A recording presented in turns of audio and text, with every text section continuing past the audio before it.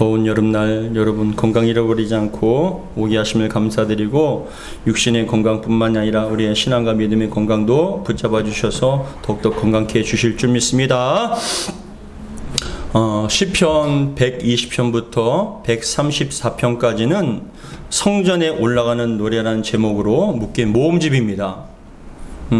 여러분들이 성경을 보시면 시제를 보시면은 모두가 20편부터 134편까지 성전에 올라가는 노래라고 아마 적혀 있을 것입니다. 그게 시제죠.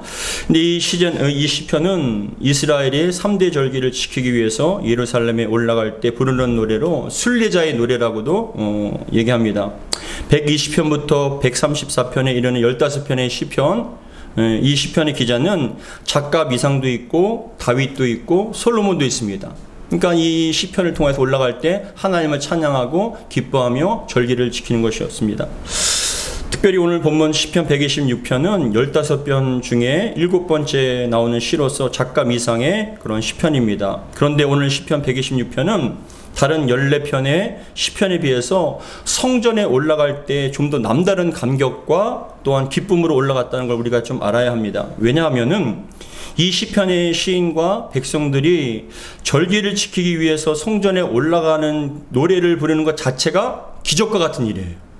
너무나 있을 수 없는 정말 기적과 같은 일을 지금 자신들이 경험하고 있음을 통하여서 하나님을 찬양하며 올라가는 것인데 그 이유는 다음과 같습니다. 만약 여러분 군대에 있던 아들이 어머니 생신에 맞춰서 말도 하지 않고 몰래 휴가를 나왔어요. 어머니를 깜짝 놀라주기 위해서 휴가를 나와서 어머니 주려고 케이크와 작은 선물을 사고 기쁨으로 집으로 가는데 가는 도중에 그만 교통사고가 난 거예요. 큰 교통사고가 났습니다. 아들이 교통사고 소식을 들은 어머니와 아버지 그리고 가족들은 아들이 입원한 병원에 가보니 생명을 보장할 수 없을 만큼 좀 위중한 상태였던 것이에요. 도대체 군대에 있어야 할 아들이 왜 나왔는지 어머니와 가족들은 이해할 수가 없었지만 나중에 알고 보니 어머니의 생신을 맞춰서 어머니를 위해 깜짝 선물을 주기 위해서 집 아들이 몰래 휴가를 나왔던 거예요. 그래서 집으로 가던 도중에 교통사고가 나서 그런 일이 생긴 겁니다. 어머니를 위해서 산 케이크와 그러한 선물이 길바닥에 있었다는 소식을 들었을 때 어머니의 마음은 너무나 찢어지고 아팠습니다. 가족들은 고통스러웠지요. 그렇게 아들이 병원에 입원을 해서 1년과 또한 2년이 지나고 몇 년이 흘렀는데도 불구하고 상태가 나아지지 않은 거예요. 얼마만큼 힘들었겠습니까? 그런데 어느 날 의식조차도 없던 아들이 의식이 돌아왔고 열심히 재활을 해서 그 결과 걸어 다닐 수 있게 되었던 거예요. 그리고 몇 년 만에 아들은 어머니 생신에 케이크와 선물을 어머니에게 주면서 엄마 그때 드리지 못했던 케이크와 선물이에요 하면서 그 어머니에게 준다면 그 어머니는 케이크와 그 선물을 받았을 때 그 감동은 어떻겠습니까? 얼마만큼 감동스럽고 얼마만큼 기뻤겠습니까? 그동안에 자신이 경험했던 어떤 생일 어떠한 선물과 어떠한 것보다 가장 크고 귀한 것이라고 인식이 되었을 것입니다. 꿈과 같은 일이 벌어졌죠. 아들이 온전히 회복이 되어서 웃으면서 생신 축하드립니다라는 그 말이 너무나 기쁘고 감사하고 가장 큰 선물이었을 것입니다. 이처럼 오늘 본문 120편, 시편 126편의 시인과 청중들은 지금 자신들이 절기를 지키기 위해서 하나님의 성전에 올라가는 자체가 있을 수 없는 기적과 같은 일이에요. 꿈과 같은 일인 것이죠. 왜냐하면 남유다는 바벨론에 의해서 주전 586년에 멸망을 당하게 됩니다. 나라가 바벨론에 의해서 멸망을 당하면서 남유다에 거주했던 사람들은 대부분이 다 완전히 다 다 죽게 됩니다. 몰살을 당하게 됩니다. 그나마 남아있던 유대인들은 머나먼 바벨론에 포로로 끌려가는 것이죠. 멀고 낯선 바벨론에 포로로 끌려가 포로 생활을 해야 했을 때 이 백성들은 얼마만큼 절망적이고 얼마만큼 슬펐을까요? 춥고 배고픈 낯선 땅에서 딱딱한 땅바닥에서 짐승 취급을 받으면서 이리저리 끌려다녔을 때 이 사람들의 마음은 정말 찢어질 정도로 아프고 힘들었을 것입니다. 그런데 여러분 영원할 것 같았던 강대국 바벨론이 페르시아 즉 성경에 나오는 바사에 의해서 멸망을 당하게 되고 바사의 초대왕 고레스가 기적적으로 뭐라고 얘기하냐면 너희들에게 자유를 준다. 너희들이 집으로 돌아가도 된다. 너희들이 원하는 하나님의 성전을 지어도 된다라는 그 말을 하고 있었던 것이에요. 에스라 1장 1절부터 2절에 다음과 같이 얘기합니다. 바사왕 고레스 원년에 여호와께서 에레미야의 입을 통하여 하신 말씀을 이루게 하시려고 바사왕 고레스의 마음을 감동시키심에 그가 온 나라에 공포도 하고 조소도 내려 이르되 바사왕 고레스는 말하노니 하늘의 하나님 여호와께서 세상 모든 나라를 내게 주셨고 나에게 명령하사 유다 예루살렘의 성전을 건축하라 하셨나니라고 얘기하는 거예요. 꿈과 같은 이 얘기예요.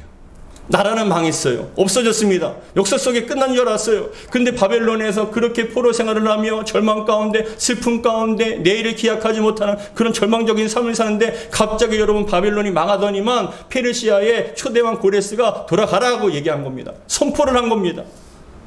어떻게 이런 일이 일어날 수 있습니까? 그냥 자유가 주어진 것도 아니에요. 고향으로 돌아가는 것만도 감사하지만 기적과 같은 일이지만 그냥 가는 것도 아니고 보물과 물질과 짐승과 모든 걸 또 다 주고 심지어 여러분 바벨론에 의해서 빼앗겼던 성전의 그런 모든 도구들이 바벨론 성전에 있었는데 그 신당이 있었는데 그것을 페르시아의 왕 고레스가 다 그대로 고스란히 백성들에게 주어서 유대인들에게 가지고 가라 라고 이야기를 하는 것입니다. 에스라 1장 6절부터 7절 같이 읽겠습니다. 시작. 그 사면 사람들이 은그릇과 금그릇과 물품들과 짐승과 보물로 돕고 그 외에도 예물을 기쁘게 드렸더라.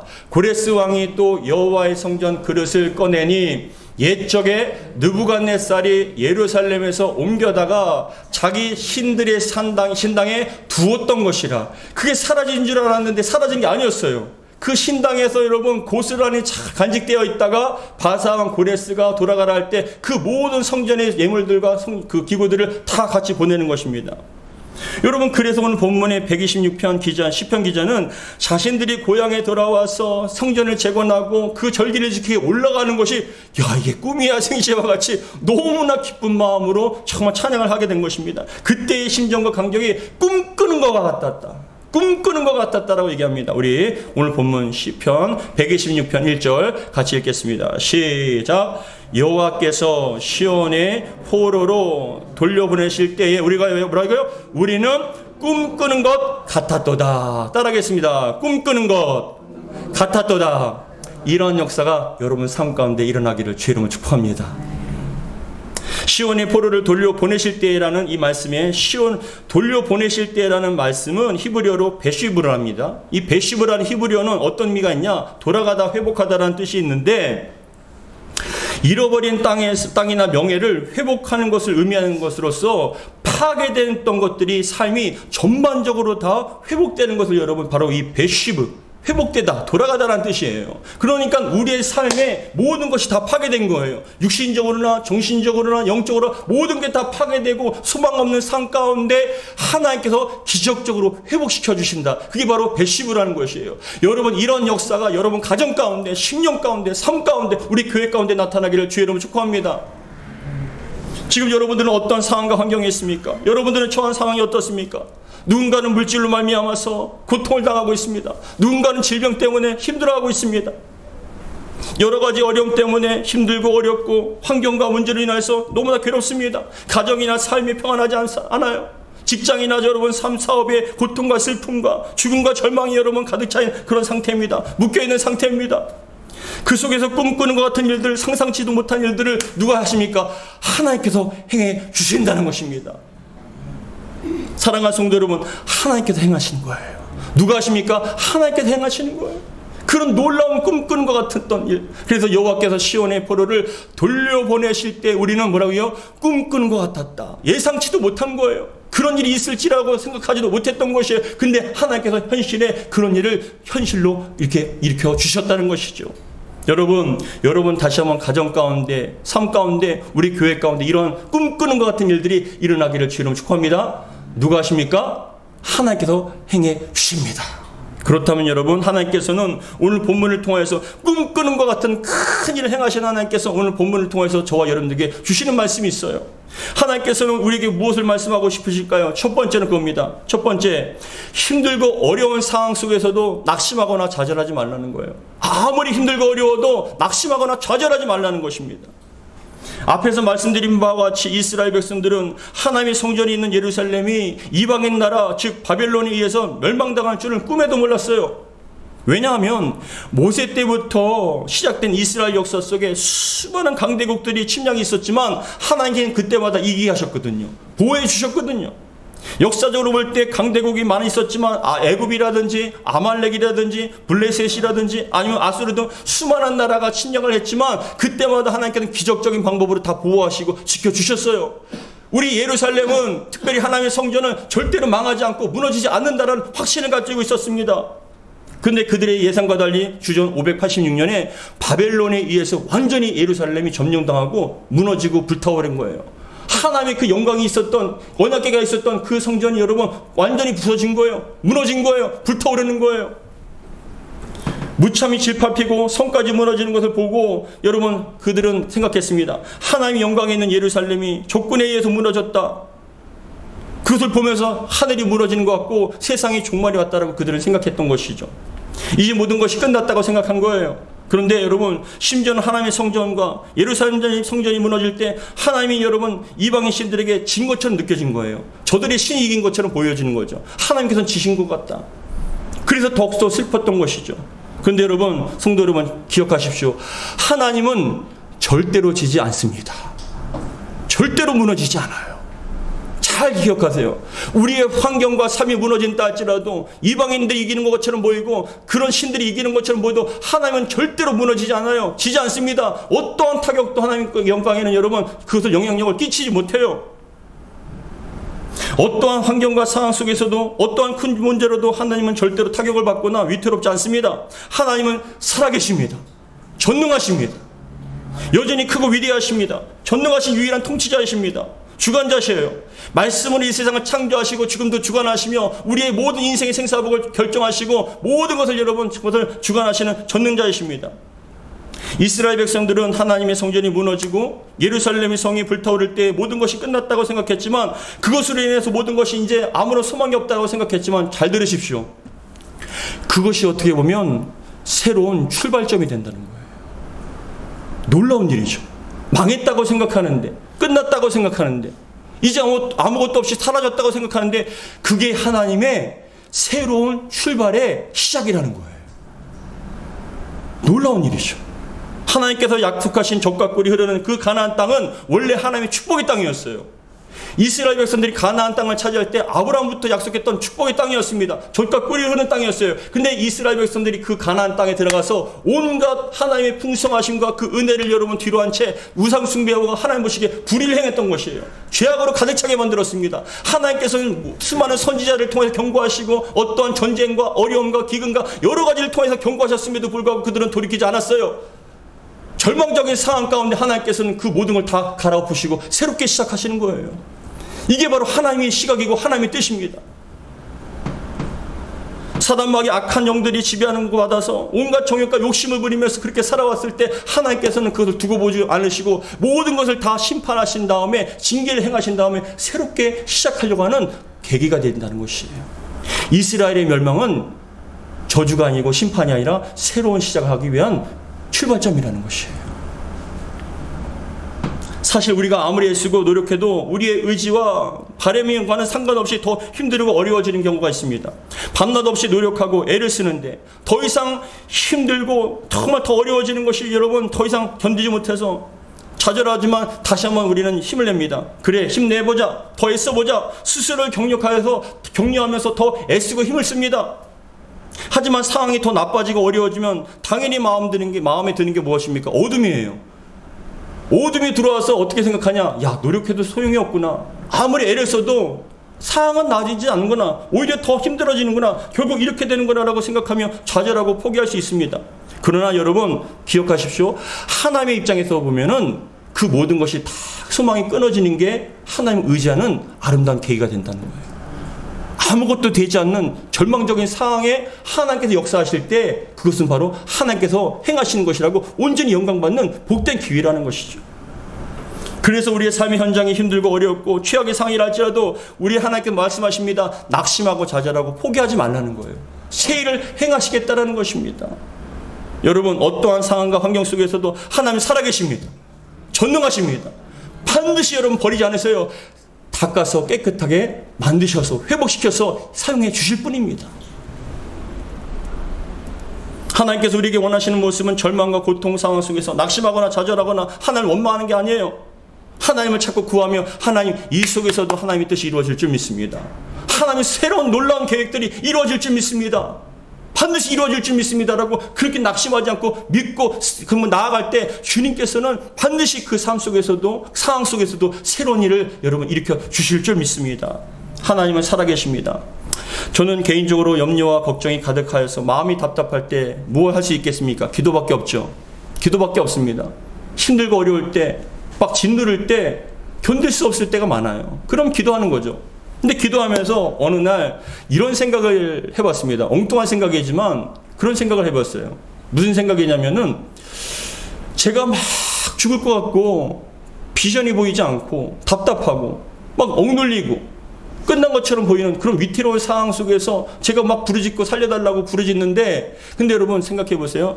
만약에 제 미래의 제가 그 현장의 현실에 저에게 올 수 있다면 무슨 말이냐? 제가 이렇게 고민하는데 앞으로의 한 1년, 2년 뒤에 제가 지금의 저한테 올 수 있다면 여러분 무슨 말을 해줄까요? 지금 여러분들도 똑같은 생각을 해보세요. 과거에 여러분들이 정말 끝났다라고 생각하는 그 현실적 시점에서 여러분들이 좌절합니다. 끝이 보이지 않아요. 너무나 어둡고 힘들어서 자살까지도 생각한 상황이에요. 근데 지금의 여러분들이 그 과거의 여러분들에게 낙심하고 자살까지 생각하는 그 상황 속에 있는 여러분들에게 뭘 얘기하시겠습니까? 야, 죽지 않아. 죽을 것 같아도 살더라. 하나님께서 살아계셔서 우리를 이끌어 주시더라. 그게 바로 하나님께서 우리에게 말씀하시는 일이에요. 뭐예요? 꿈과 같은 일이 우리에게 벌어질 것이라는 것이죠. 반드시 일어나게 될 줄 믿습니다. 걱정하지 말아라. 극복할 것이야. 죽을 것 같아도 죽지 않아. 반드시 하나님께 회복시켜 주실 거야. 라는 그 말을 아마 할 것입니다. 사랑하는 성도 여러분, 너희들에게 꿈과 같은 일이 벌어질 것이라는 그 말씀이 우리에게 주시는 놀라운 언약의 말씀인 줄 믿습니다. 이 사람들의 상황은 좋지 않았어요. 지금 우리들 상황이 안 좋을 수도 있어요. 그러나 하나님께서는 그 속에서도 낙심하지 말고 포기하지 말고 좌절하지 말고 하나님의 선하심을 믿고 끝까지 승리하라. 그게 바로 우리에게 주시는 말씀입니다. 두 번째, 시편 126편을 통해 우리에게 주시는 말씀 두 번째, 새 일을 행하실 하나님을 기대하자는 거예요. 새 일을 행하실 하나님을 기대하라. 따라하겠습니다. 새 일을 행하실 하나님을 기대하라. 기대하십시오. 기대하십시오. 아마 놀라운 일을, 꿈과 같은 일이 우리 앞에 펼쳐지게 될 것입니다. 반드시 이루어지게 될 겁니다. 저는 그런 소망을 갖습니다. 하나님께서 우리가 상상치도 못한 일을 일으켜 주실 거예요. 하나님께서 여러분 10가지의 재앙을 통해서 애굽을 초토화시킨 후에 400년 만에 노예에서 200만 명이나 되는 사람들을 여러분 출애굽시키셨습니다. 근데 여러분 아세요? 단 한 사람도 다치지 않았잖아요. 출애굽할 때 400년 만에 출애굽할 때 그 나라가 어떤 나라냐? 그 당시 애굽의 바로 왕은 태양과 같은 신격화된 권세 있는 자입니다. 그 당시에 군사력, 애굽의 군사력은 지금의 미국보다 뒤지지 않았어요. 병거들과 마병과 모든 것들이 다 군사적으로 엄청났습니다. 근데도 여러분 하나님께서 치시니까 이스라엘이 탈출할 때 한 사람도 다치지 않았어요. 어린아이도 다치지 않았어요. 죽지 않았어요. 심지어는 모든 물질과 보물들을 다 그들에게 안겨주고 떠나게 만드셨어요. 상상치도 못할 일을 누가 행하십니까? 하나님께 행하신다는 거예요. 여러분 누가 홍해를 갈라서 마른 땅을 건너게 할 줄 누가 상상해냈겠습니까? 하나님께 행하시는 거예요. 여호수아가 이스라엘 백성과 함께 여러분 가나안 땅을 갈 때 그 요단강을 건널 때는 그때는 우기였습니다. 지금의 건기가 이스라엘은 건기와 우기가 있는데 건기 때에는 졸졸졸 흐르는 어린아이도 지날 수 있는 그런 강물이었지만 우기 때가 되면은 엄청난 물이 불어납니다. 지금 우리가 뉴스에 보는 것처럼 갑자기 계곡물과 강물들이 불어나는 것처럼 엄청나게 불어나요. 사람이 가면 쓸려갈 그런 위험한 상황이에요. 근데 하나님께서 뭐라고 말씀하시냐? 언약궤를 맨 제사장이 한 발금 디딛게만 하면은 그 요단강이 완전히 막아져서 마른 땅을 건너게 해주신다는 거예요. 상상치도 못한 방법으로. 여러분 여리고성 그 큰 성을 여러분 하루에 한 바퀴씩 돌고 마지막 7째 날 7바퀴 돌았을 때 나팔 소리와 함께 소리를 지르면 여리고성이 무너질 줄 누가 알았습니까? 하나님께서 행하시는 거예요. 우리에게 원하시는 게 뭐냐? 믿고 순종하라. 하나님 믿고 순종하라. 의심하지 말라는 거예요. 여러분 삶 가운데 꿈꾸는 것 같은 큰 일을 새 일을 행해 주실 줄 믿습니다. 그래서 성경에 이런 말씀합니다. 여러분 히브리서 11장 6절에 다음과 같이 말씀합니다. 우리 히브리서 11장 6절 같이 읽겠습니다. 시작. 믿음이 없이는 하나님을 기쁘시게 하지 못하나니 하나님께 나아가는 자는 반드시 그가 계신 것과 또한 그가 자기를 찾는 자들에게 상 주시니심을 믿어야 할지니라. 믿어야 할지니라. 믿어야 받는 거예요. 의심하면 못 받아요. 의심하지 말고 믿으시기 바랍니다. 우리를 믿는 게 아니라 전능하신 하나님을 믿는 거예요. 하나님께 행하십니다. 반드시 우리의 삶 가운데, 우리 교회 가운데, 여러분 가정 가운데 놀라운 일을 행해 주실 줄 믿습니다. 단지 믿기만 하라. 의심하지 말라. 반드시 하나님께서 상을 주실 것이다 라고 말씀합니다. 이러면 어떨까요 목사님? 저러면 어떨까요 목사님? 걱정하지 마세요. 주님께서 책임져 주실 거예요. 아, 이런 거 갖고 우리는 너무나 작은데, 우리는 아무것도 힘이 없는데요. 아니요, 주님께서 행하신다니까요. 주님께서 이루어 주실 거예요. 저는 믿습니다. 반드시 꿈꾸는 것 같은 일을 하나님께서 행해 주실 줄 믿습니다. 사랑하는 성도 여러분, 이스라엘 백성들이 바벨론으로 포로로 끌려가 70년 동안 포로 생활했습니다. 절망과 사망 가운데 낙심하고 좌절했습니다. 힘들었습니다. 근데 여러분, 하나님께서는 예레미야를 통해서 그 말씀하신 70년이 되자 하나님께서 말씀대로 이루어 주셔서 포로로 돌아오게 해주셨다고. 그래서 여러분 성경에서는 얘기합니다. 새 일을 행하실 하나님을 기대하라. 우리 이사야 43장 19절부터 21절 같이 읽겠습니다. 시작. 보라, 내가 새 일을 행하리니 이제 나타낼 것이라. 너희가 그것을 알지 못하겠느냐. 반드시 내가 광야의 길을 사막의 강을 내리니 장차 들짐승 곧 승냥이와 타조도 나를 존경할 것은 내가 광야의 물을 사망의 강을 내어 내 백성 내가 택한 자에게 마시게 할 것임이라. 이 백성은 내가 나를 위하여 지었나니 나를 찬송하게 하려 함이니라. 새 일을 행하신 이유가 뭡니까? 하나님을 찬송하기 위해서. 우리가 행하는 것이 아니라 하나님께서 행하신다는 것입니다. 우리의 입술에 찬양을 주실 줄 믿습니다. 상상치도 못할, 도저히 이루어질 것 같지 않았던 그런 일들을 우리의 상황 가운데 삶 속에 이루어 주신다. 세 번째, 시편 126편을 통해서 우리에게 주시는 말씀 세 번째는 주 안에서 행한 것은 헛된 것이 없다라는 거예요. 주 안에서 행한 것은 헛된 것이 없다. 사라지지 않다는 것이에요. 여러분, 주 안에서 행한 것은 헛된 것이 없어요. 모든 것을 반드시 열매를 맺게 해주시고 반드시 상을 주실 줄 믿습니다. 주님을 생각하며 교회를 섬기고 헌신하는 것들, 우리의 삶 속에 주님을 생각하며 오래 참고 인내하며 용서하는 것들, 내가 억울해도 기도하고 내가 억울해도 참고 견디며 그 영혼들을 사랑하는 것들, 또한 주님을 생각하면서 섬겼던 헌신했던 모든 것들 주님께서는 다 보고 계셔요.